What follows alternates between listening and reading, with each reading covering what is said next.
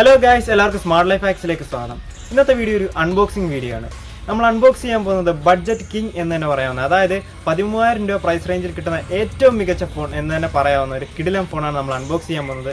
ഏതാണെന്ന് ചോദിച്ചു കഴിഞ്ഞാൽ Redmi Note 7S എന്ന് പറയുന്ന മോഡൽ. അതിനു മുമ്പിട്ട് എൻ്റെ ചാനൽ ആരും സബ്സ്ക്രൈബ് ചെയ്തിട്ടില്ലെങ്കിൽ താഴെ കാണുന്ന സബ്സ്ക്രൈബ് ബട്ടൺ അമർത്തി ചാനൽ സബ്സ്ക്രൈബ് ചെയ്യുക. അതിന് വലത്തേക്ക് കാണുന്ന ബെല്ലൈക്കൺ കൂടി ഒന്ന് എനേബിൾ ചെയ്യുക. Redmi Note 7 Proയ്ക്കും Redmi Note 7നും ഇടയിലുള്ള ഒരു മിഡ് റേഞ്ചിലുള്ള ഒരു ഫോണാണ് Redmi Note 7S. 13,000 രൂപയ്ക്ക് കിട്ടുന്നതിലെ ഏറ്റവും മികച്ച സ്പെസിഫിക്കേഷനോടെയാണ് ഈ ഫോൺ ഇറങ്ങിയിരിക്കുന്നത്. അപ്പോൾ നമുക്കിതിൻ്റെ ഒരു അൺബോക്സിങ് നോക്കാം. ഫോണിൻ്റെ റൂബി റെഡ് എന്ന് പറയുന്നൊരു വേരിയൻ്റാണ് ഞാൻ വാങ്ങിയിരിക്കുന്നത്. അപ്പോൾ ഇതിൻ്റെ 4GB 64GB വേരിയൻ്റാണ്. അപ്പോൾ ബാക്കിൽ നോക്കുകയാണെങ്കിൽ ഇങ്ങനെ സ്പെസിഫിക്കേഷനൊക്കെ കാണാൻ സാധിക്കും. 48 മെഗാ പിക്സൽ ബാക്ക് ക്യാമറയാണ് ഇതിനകത്ത് വന്നിരിക്കുന്നത്. ഇതിൻ്റെ മെയിൻ ഹൈലൈറ്റ് തന്നെ അതാണ്, 48 മെഗാ പിക്സൽ ക്യാമറയാണ്. സ്നാപ്ഡ്രാഗൺ 660 എന്ന് പറയുന്നൊരു പവർഫുൾ പ്രോസസ്സറാണ് ഇതിനകത്ത് ഉപയോഗിച്ചിരിക്കുന്നത്. നമുക്ക് ഫോണൊന്ന് അൺബോക്സ് ചെയ്ത് നോക്കാം. ഇത് തുറക്കുന്ന സമയത്ത് നമുക്ക് ഇങ്ങനൊരു ബോക്സ് ലഭിക്കും. ഇതിനകത്ത് ഒരു TPU കേസ്, അതായത് ഒരു ട്രാൻസ്പെറൻ്റ് ആയിട്ടുള്ള ഒരു കേസും പിന്നെ യൂസർ മാനുവലും ഒക്കെയാണ് കൊടുത്തിരിക്കുന്നത്. വാറണ്ടി ഇൻഫർമേഷനും ഒക്കെ ഈ ബോക്സിലാണ് കൊടുത്തിരിക്കുന്നത്. അപ്പോൾ നല്ലൊരു TPU കേസാണ് വന്നിരിക്കുന്നത്. സിം ചെക്ക് ചെയ്യാനുള്ള ടൂളും ഈ ബോക്സിൽ തന്നെ ലഭിക്കുന്നു. ഇനി നമുക്ക് ആ ഫോണൊന്ന് എടുത്ത് നോക്കാം. ഫോൺ ഇങ്ങനെ ഒരു പാക്കിങ്ങിലാണ് റെഡ്മി നമുക്ക് തരുന്നത്. ഇതഴിക്കുമ്പം ജസ്റ്റ് റെഡ്മിയുടെ കുറച്ച് സ്പെസിഫിക്കേഷൻ എല്ലാം കൂടെ ഇൻക്ലൂഡ് ചെയ്തിരിക്കുന്ന ഒരു സ്റ്റിക്കർ അതിനകത്ത് ഒട്ടിച്ചിട്ടുണ്ട്. അതൊന്ന് ഇളക്കിയിട്ട് നമുക്ക് ഫോണൊന്ന് നോക്കാം.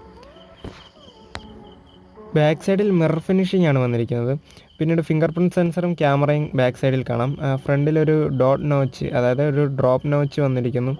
അതിലാണ് 13 മെഗാ പിക്സലിൻ്റെ ഒരു ക്യാമറ കൊടുത്തിരിക്കുന്നത്. ടോപ്പ് സൈഡിലാണെങ്കിൽ 3.5mm ഓഡിയോ ജാക്കും ഒരു IR ബ്ലാസ്റ്ററും കൊടുത്തിരിക്കുന്നു. അപ്പോൾ റിമോട്ടൊക്കെ ഉപയോഗിക്കാൻ സാധിക്കും. ലെഫ്റ്റ് സൈഡിൽ ഒരു ഹൈബ്രിഡ് സിം ട്രേ കൊടുത്തിരിക്കുന്നു. അതേപോലെ തന്നെ റൈറ്റ് സൈഡിലാണ് പവർ ഓൺ ഓഫ് ബട്ടണും വോളിയം കീ കൊടുത്തിരിക്കുന്നത്. താഴെയായിട്ട് നമുക്ക് ടൈപ്പ് സി പോർട്ടും വോളിയം, അതായത് സ്പീക്കർ യൂണിറ്റും കാണാൻ സാധിക്കും. ടൈപ്പ് സി പോർട്ടിലൂടെയാണ് ഇവിടെ ചാർജിങ്ങും അതേപോലെ ഡാറ്റ ട്രാൻസ്ഫറും ഒക്കെ നടത്താൻ സഹായിക്കുന്നത്. നമുക്ക് ഫോണൊന്ന് ബൂട്ട് ചെയ്യാം. ആ സമയത്ത് നമുക്ക് ബോക്സിൽ ബാക്കി എന്തൊക്കെയുണ്ടെന്ന് നോക്കാം. ഇതിലൊരു ചാർജിങ് അഡാപ്റ്റർ കാണാൻ സാധിക്കും. ഇതൊരു സാധാ അഡാപ്റ്ററാണ്, അതായത് ഒരു നോർമൽ അഡാപ്റ്ററാണ്. ഒരു ഫാസ്റ്റ് ചാർജിങ് സപ്പോർട്ട് ചെയ്യുന്ന ഒരു ഫോണാണിത്. അതിന് നമുക്ക് സ്പെഷ്യലായിട്ട് നമ്മൾ കാശ് കൊടുത്ത് ഫാസ്റ്റ് ചാർജർ മേടിക്കേണ്ടതായിട്ടുണ്ട്. ഇത് ഒരു നോർമൽ 5 വോൾട്ട് 2 ആംപിയറിൻ്റെ ഒരു നോർമൽ അഡാപ്റ്ററാണ് ഇതിൽ കൊടുത്തിരിക്കുന്നത്. പിന്നീട് ഇതിൽ കൊടുത്തിരിക്കുന്നത് ടൈപ്പ് സി USB കേബിളാണ്. അപ്പോൾ ഇതിന് ചാർജിങ്ങിനും ഡാറ്റ ട്രാൻസ്ഫറിനുമായിട്ടൊക്കെ ഉപയോഗിക്കുന്നത് ടൈപ്പ് സി കേബിളാണ്. ഇപ്പോൾ മിക്ക ഫോണുകളിലും ടൈപ്പ് സി കേബിളാണ് ഉപയോഗിച്ച് വരുന്നത്. ഇപ്പോൾ നമ്മുടെ ഫോൺ ബൂട്ടായിരിക്കുകയാണ്. അപ്പോൾ ഇതിൽ വരുന്നത് ആൻഡ്രോയിഡ് 5 ബേസ്ഡ് ചെയ്തിട്ടുള്ള MIUI ആണ് ഇതിൽ വരുന്നത്. ഇപ്പം സാധാരണ MIUI പോലെ തന്നെ എല്ലാ സ്പെസിഫിക്കേഷനും ഇതിനുണ്ട്. അതായത് ഡ്യുവൽ ആപ്സ്, ആപ്പ് ലോക്ക് അങ്ങനെ പറയുന്ന എല്ലാ സ്പെസിഫിക്കേഷനും നമുക്ക് ഈ ഫോണിൽ തന്നെ ലഭിക്കും. അപ്പം ഒരു കസ്റ്റം ആൻഡ്രോയിഡ് എന്ന നിലയിൽ നോക്കുകയാണെങ്കിൽ ഒരു നല്ല UI കൊടുക്കാൻ എന്തുമായാലും റെഡ്മിക്ക് സാധിച്ചിട്ടുണ്ട്. അത് റെഡ്മിയുടെ എല്ലാ മൊബൈലുകളുടെയും പ്രത്യേകതയാണ്. കാരണം ഒരു കസ്റ്റം ആൻഡ്രോയിഡ് ഫോണിന് വേണ്ട എല്ലാ സ്പെസിഫിക്കേഷനും ആ UIയിൽ തന്നെ അവർ നൽകുന്നുണ്ട്.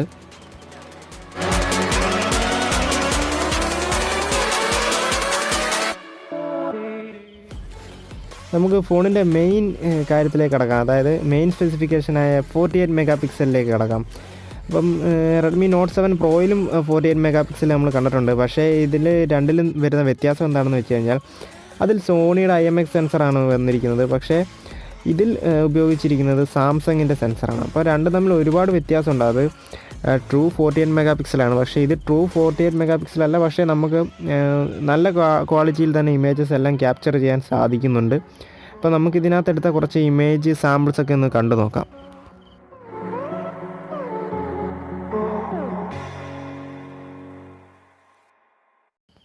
6.3 inch full HD+ resolution display ആണ് ഇതിലും വരുന്നത്. അത്യാവശ്യം നല്ല ക്വാളിറ്റിയുള്ള ഒരു ഡിസ്പ്ലേ എന്ന് തന്നെ ഇതിന് പറയാം. ഇതിൻ്റെ ബാക്കിലായിട്ട് 14 മെഗാ പിക്സലിൻ്റെ ഒരു 5 മെഗാ പിക്സലിൻ്റെ ക്യാമറയാണ് കൊടുത്തിരിക്കുന്നത്. ഫ്രണ്ടിലായിട്ട് Xiaomi നമുക്ക് നൽകിയിരിക്കുന്നത് 13 മെഗാ പിക്സലിൻ്റെ ഒരു ക്യാമറയാണ്. പ്രോസസ്സറിൻ്റെ കാര്യം നോക്കുകയാണെങ്കിൽ സ്നാപ്ഡ്രാഗൺ 660 എന്ന് പറയുന്നൊരു പവർഫുൾ പ്രോസസ്സറാണ് ഇതിനകത്ത് കൊടുത്തിരിക്കുന്നത്. നമുക്ക് ഗെയിമിങ്ങിനൊക്കെ പറ്റിയൊരു പ്രോസസ്സറാണ് ഇത്.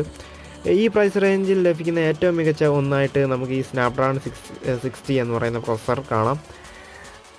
മൊത്തം നോക്കുകയാണെങ്കിൽ നോട്ട് 7 പ്രോ തന്നെയാണ് ഈ ഫോൺ. ആകെയുള്ളൊരു വ്യത്യാസം എന്താണെന്ന് ചോദിച്ചു കഴിഞ്ഞാൽ ഈ ക്യാമറ സെൻസറിൻ്റെ ഈ ഡിഫറൻസ് മാത്രമാണ്.